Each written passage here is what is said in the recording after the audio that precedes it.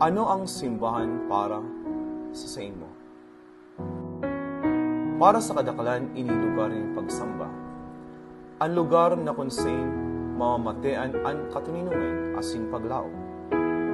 Iniman lugar na nakasaksikan sa itong buhay, sa pagsakit man o kaugmahan. Sa puso kan sa itong banwaan, igwaning harong na dai lang tinugdok sa gapo, kundi tighaman ni may pagtubod, pagkamot, asin pagtatarabangan. Ini ang satong simbahan, ang harong kan Diyos, asin ang harong kan sa itong mga puso. Nagpon sa kamautan na magkaigwaning sa diring simbahan, asin tangani mapapusog ang pagtubod kan mga namamanuaan. Nahaman ang satong simbahan kan taon 1795. Kung pa kay ang simbahan, lagi nang saksikan sa tuyang mahalagang kasaysayan.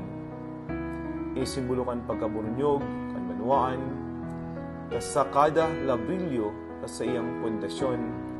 Tara, kay ni ang nakakasararong puso, nagrurukyaw asin namumuot sa Diyos.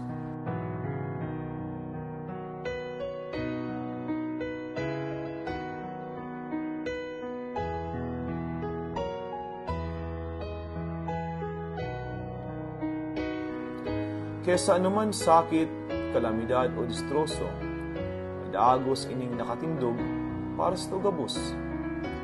Masabing pailihan sa panahon ng katibaadan, asin maakay sa oras ng pag-alaman.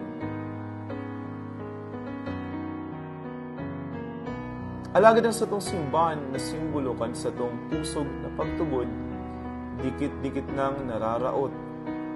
Nangaipuan na ini kan sa tong pag-ataman, nangapudan kan sa tong tabang. Ngunyan liwatang ipahiling na kita sa rong banuaan na nagtatarabangan. Sa naman espuerso, salitman o dakula, gabos iyan may saysay.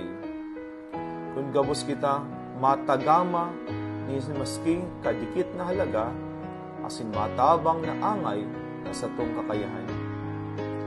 Ipapadagos ta misyon na pinunan kan sa tong kamagurangan, na patalubuon asin padanayon ang pagtubod.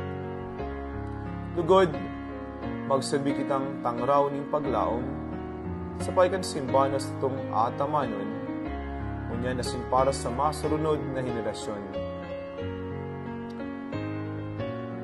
Sararo sa misyon, binabago ang pagtubod, inaayos ang harong ning kagurangnan, pinapakaray ang komunidad.